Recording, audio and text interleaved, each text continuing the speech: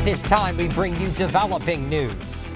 The teenager who was shot on Christmas Eve in Dover has died. Dover police announcing today that that young man passed away as a result of the injuries he sustained in that shooting. Just before 7 p.m. on Christmas Eve, Dover police got word from Bay Health Hospital that a 14-year-old male had been admitted with a gunshot wound. Investigators say that teen was sitting in a parked vehicle on Willis Road when two suspects fired several shots at the car and then ran off. Police are still in search of leads as they continue to investigate. Anyone with any information should call 302-736-7123.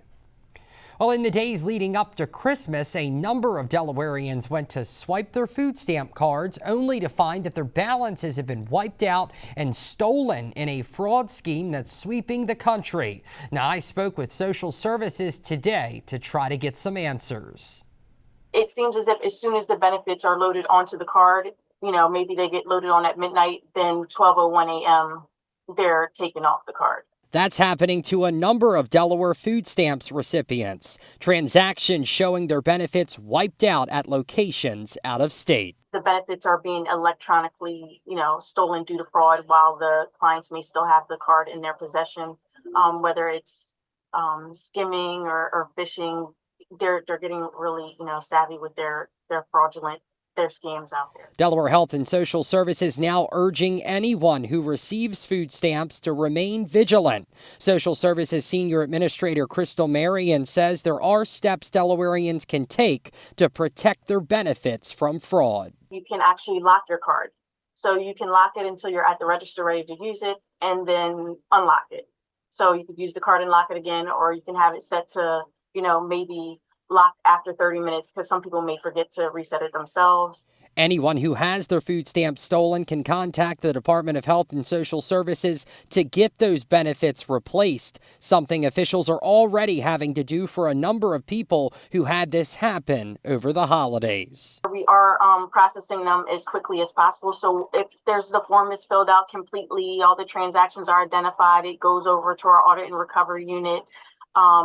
They do their part, verify the information and everything. And it could be as quickly as 10 days.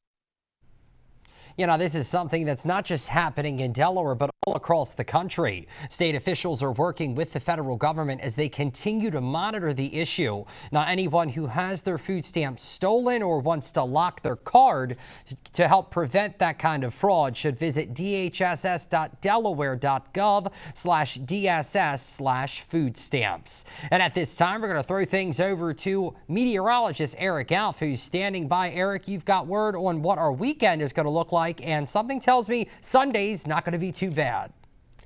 It won't. I think it's going to be the better of the 2 days, but tomorrow looking fairly wet, and it's already pretty wet out there. This is Route 50 right by Cambridge. There's some wet roads out there, so rain has passed through there. And it's looking pretty wet here in downtown Salisbury. We have some light raindrops. You can see by the light. And the pavement is wet here as well. But it looks like down by Ocean Pines, it doesn't look very wet out there. It looks like the rain hasn't arrived quite yet. But it is going to get a bit wet over there as well. We'll show you where the rain is just in a moment. Temperatures are not cold, but a little bit chilly. We got 40s across the board, so definitely no wintry precipitation. This is all rain, and clearly, based on video evidence, none of this is having trouble reaching the ground. There's no issues with dry air. We got some light rain and drizzle crossing through Kent County and parts of western Sussex County as well, crossing towards Dorchester County as well. That's where I was rating it down there in Cambridge. But you see that the rain really hasn't moved into Ocean Pines. It looks like there may be a little bit of drizzle right now, but most of Worcester County at this moment is fairly dry. But of course, that's going to be changing. This is just the start of the rain that's going to be riding for tomorrow. This axis of rain we got to get through. So we're talking about waves of light rainfall tomorrow, areas of drizzle, just going to kind of be a dreary day out there, kind of a funneling effect with this high pressure and this low pressure zone. This is kind of the focus for where the rain is going to be heading. It's heading in our direction for tomorrow, so expect cloudy skies and areas of light rain.